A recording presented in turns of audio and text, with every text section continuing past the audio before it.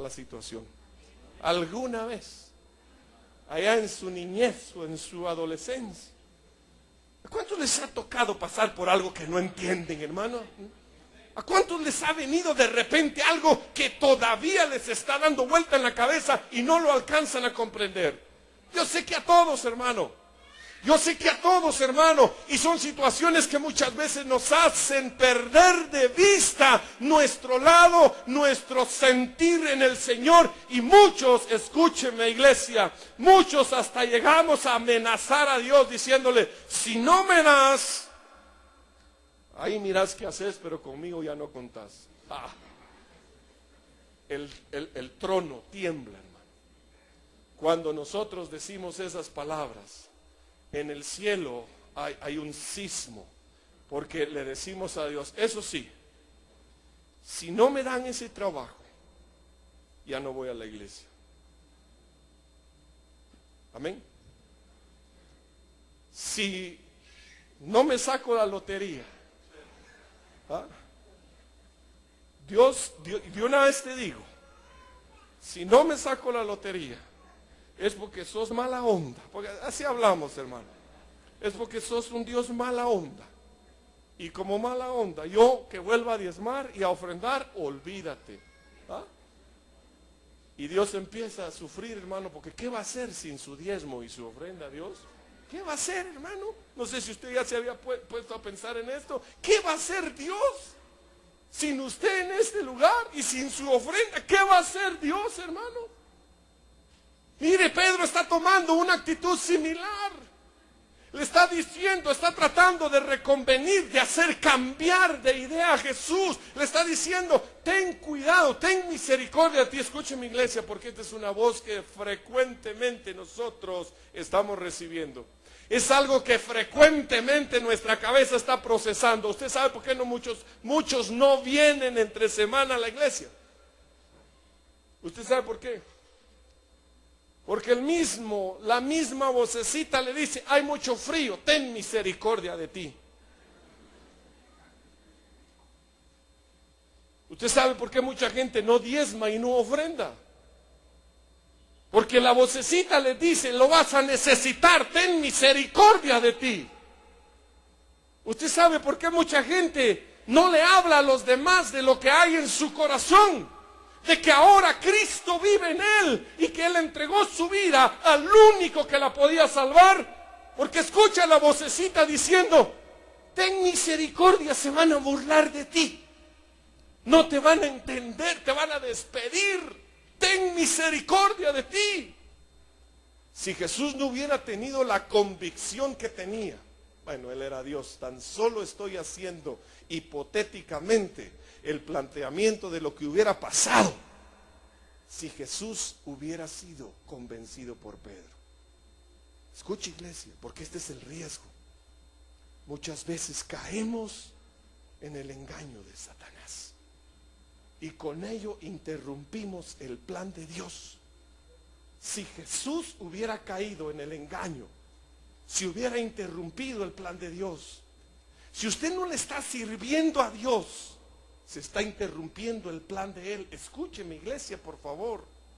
Él lo tomó en cuenta a usted.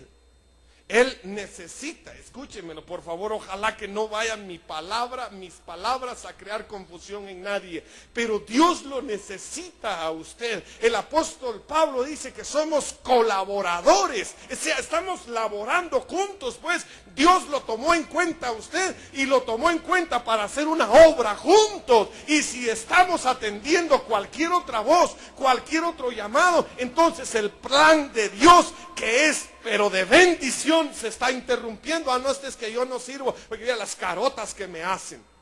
Satanás, no usted, pues el que está metiéndole esas ideas en la cabeza. Escuche.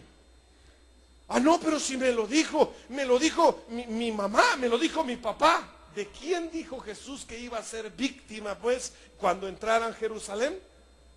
de los que menos esperaba. Escucha, iglesia, ojos abiertos, oídos abiertos, los 5 sentidos preparados para estar atentos y no recibir ningún mensaje que no venga de Dios, y entender que si hay algo que quiere interrumpir nuestro caminar en el Señor, esto viene de parte de Satanás y usted lo tiene que quitar.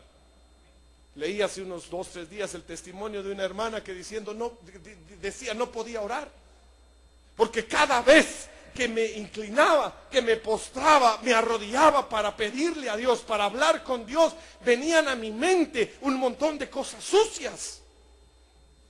Cuando yo empezaba mi oración, mi mente se empezaba a llenar de cosas sucias, de cosas profanas, de palabras deshonestas. Y entonces lo que alcancé, dice la hermana, lo único que alcancé es a pedirle a Dios que me ayudara y que me quitara eso de ahí. Y dice la hermana, escuché una dulce voz que me dijo, quítalo tú.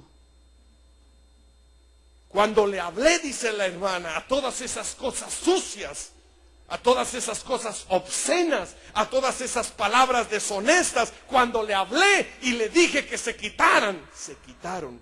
Y entré en una perfecta paz, dice la hermana, y pude hablar con el Señor. Escuche, eso es común. Esto es común. Yo creo que a todos nos ha pasado en más de alguna ocasión, cuando nos disponemos a hablar, a estar en comunión con el Señor, empiezan a venir en nuestra mente, en nuestra cabeza, empiezan a ser llenas de un montón de cosas del mundo. ¿Y sabe por qué? Porque hemos sido expuestos a ese ataque. ¿Cuál fue el lío aquí? Pues el clavo aquí, ¿cuál fue, hermano? Jesús le dice a Pedro, quítate de mí porque me eres escándalo. La palabra tropiezo en su interpretación del original es escándalo. Me eres tropiezo. Si usted sabe lo que significa tropiezo, es algo que nos va a hacer caer. Y eso es lo que Satanás quiere, hacernos caer. Ese es todo el tiro, hermano. Hacernos caer. Que nosotros no entendamos el propósito de Dios y que como consecuencia llevemos vidas de esclavitud. Escuche, Dios es un buen Dios, hermano. Y Dios tiene un buen plan para usted. Aun y cuando las cosas hoy no le estén saliendo bien, escuche, hermano, el plan de Dios es bueno. La Biblia dice en Romanos, todas las cosas nos ayudan a bien. Todas las cosas. ¿Cuántas dice? Todas las cosas nos ayudan a bien. Si usted quiere que el plan de Dios se cumpla, escuche la voz de Dios, hermano. Reciba de Él la instrucción. Mire, ya no me da tiempo de compartir el resto de la inversión y el gasto, la diferencia que existe. Pero con que hoy en el corazón de usted quede esto, de que poner nuestra mirada en las cosas del reino es lo único que garantiza la bendición en nuestra vida, eso va a ser suficiente. Eso va a ser una bendición. Y cuando usted se dé cuenta de que todo lo que Dios hace es bueno, entonces usted va a vivir agradecido, hermano. Usted se va a dar cuenta de que lo que ha pasado en su vida ha sido parte de un propósito que está trayendo bendición a la misma. Y usted va a entender, mi hermano, de manera más abierta los planes y los propósitos de Dios. Y entonces, como el apóstol Pedro, se va a poder parar frente a Jesús para decirle, tú eres el Cristo, el Hijo del Dios viviente, y has venido a dar tu vida por mí. Usted va a entender las cosas desde el punto de vista espiritual. Cierre sus oídos a esa voz que dulce y sutilmente lo está tratando de sacar de los propósitos de Dios, y levántese como un verdadero guerrero del Señor diciendo, yo me decidí a servir a Cristo, me decidí a servirle, le entregué mi vida, y mientras esté sobre esta tierra, todos los días de la misma, le voy a dar gracias por las cosas que pasen, sean buenas o sean mejores, porque el Señor ha prometido en su palabra no dejarme ni abandonarme. Esa es una manera, hermano, de vivir en los propósitos de Dios.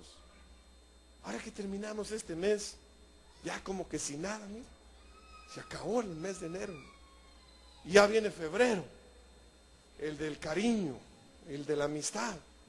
Le digo una cosa, enero fue bueno. febrero va a ser mejor. Contrario a todos los pronósticos.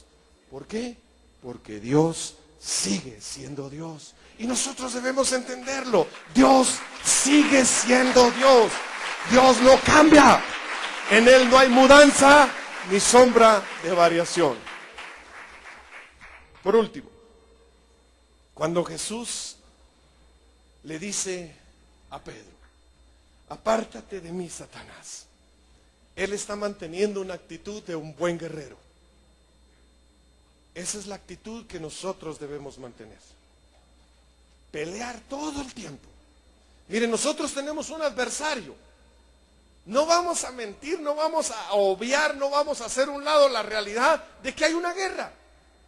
Pero recuérdese siempre de esto, el adversario, el que nos está dando lata, el que está trayendo calamidad, el que está metiendo discordia en las familias, en los matrimonios, el que está queriendo arruinar sus finanzas, el que está minando su salud. Escuche, mi iglesia, ese es un adversario que ya fue vencido en la cruz del Calvario y fue expuesto él con todos sus demonios al oprobio, a la vergüenza pública mediante el sacrificio de Jesús. Pero usted lo tiene que hacer a un lado de su vida. Usted tiene la autoridad del Hijo de Dios para hacerlo a un lado de su vida. No escuche las mentiras. Eso de ten compasión de ti. Hermano, hágame un favor, cuídese en su salud. Cuide sus finanzas. Sea un buen administrador de lo que Dios le ha dado. Tenga cuidado de su familia, de sus hijos. Sea un buen padre. Pero no vaya más allá. Haga las cosas que usted sabe que son correctas. Escuche la voz del Espíritu Santo que lo guía a toda verdad y que le dice que es lo correcto. Pero escuche, mi iglesia, por favor. No se extralimite escuchando las voces que no debe de escuchar. Pues, ten misericordia de ti, pobrecito. Ya viste las carotas que te hace. Ya no vayas a ese lugar. Ya viste lo que están hablando. Ten misericordia de ti. Iglesia, a poner los pies sobre la tierra y a decirle como Jesús, apártate de mí porque me estás estorbando. Yo ya me decidí servir a Cristo y qué me importa lo demás. A Él le voy a servir. Eso es tener autoridad. Esa es la muestra de ser genuinamente hijos de Dios. Cuando la agarramos en contra del diablo, no en contra del que está a la par, no en contra de lo que creemos que nos está haciendo daño. La agarramos en contra de Satanás y de sus huestes de maldad. Cuando nosotros tomamos esa actitud como la de Jesús y le decimos, apártate. Apártate porque me eres tropiezo, me eres estorbo, me eres escándalo. Apártate. Estamos poniendo las cosas en su lugar. Y escuche, le voy a dejar como tarea que usted en su casa lea el resto del pasaje. Para que usted se dé cuenta de que cuando hacemos un lado los planes del adversario, entendemos a profundidad a dónde vamos. Entendemos a profundidad lo que está siendo guardado para nosotros. Es necesario tomar esa autoridad, pero es necesario vivir agradecidos, porque los planes de Dios siguen siendo buenos. Los planes de Dios siguen siendo buenos. Vuélvase el que está a la par de usted y dígale, Dios tiene un plan bueno para tu vida. Ahora hacia el otro lado, dígale, Dios tiene un plan bueno para tu vida. Y dando una ofrenda de palmas al Señor, póngase en pie, hermano, por favor. Vamos a decirle a nuestro Dios que sabemos que Él tiene un plan bueno para nuestra vida. Dios